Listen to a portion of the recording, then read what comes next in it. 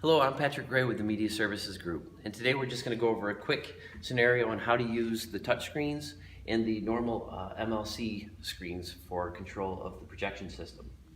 So with this one, we're in a dual projection classroom, and all we have to do is hit touch screen to start, and then select your input source. Notice in this one, since it's dual display, we have audience left and audience right. First, we're going to start with the audience left. We're going to select our source. In most cases, will be HDMI, and then you can simply come over to the rack that's nearby, and you should find an HDMI cable already available. Just simply plug this into your laptop, and you'll be ready to go. Let's go back to the control surface.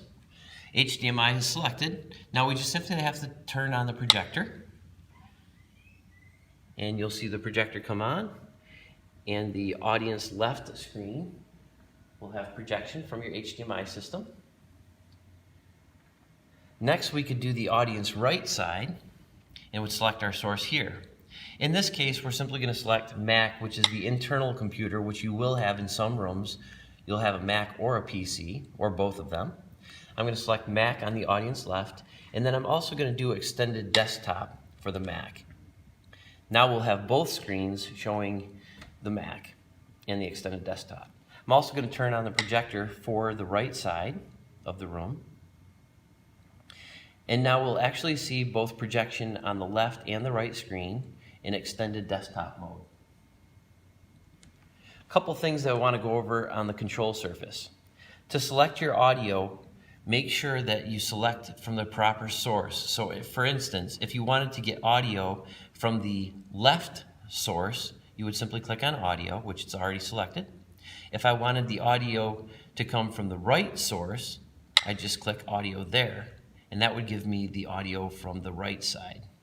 So if you were in a scenario where you're using maybe PC on the audience left, and you were using the Mac on the audience right, you would just select which source you'd want the audio to come from, whether it was PC or Mac. In the middle section, you'll see the audio volume control. This controls the program material from whichever source you have selected for audio. We do have a video mute, so if you wanted to mute the screen for one or the other, you simply click video mute, and you'll actually just have a black screen on the screen that you muted. I'm going to mute the video for both. Now you can see there's no projection on the screen behind me. Now I'll unselect the video mute, and we have projection. This can be really useful if you're in presentation mode and you want to mute the presentation side so you can see your notes, whereas the other side is just going to show the actual presentation. So that's a good way of using video mute. Now I'm going to select the Mac for my source on the audio or on the audience left.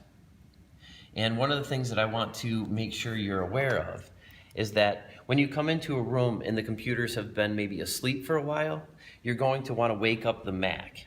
The best way to do that is to use your up arrow. Notice the screens on the side here. It doesn't look like the Mac is working, but it's just because it's asleep.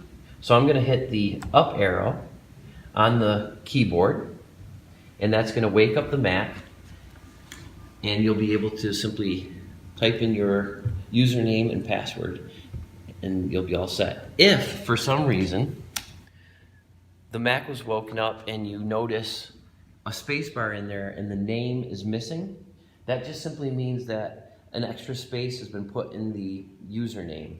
You'll want to delete back to the beginning of that so that there is no characters in there and you see the name. Now you can start typing your username. If there's a space in there, then this will not work for you. To shut the system off, simply click System Off, Power Down, and that shuts the entire system down.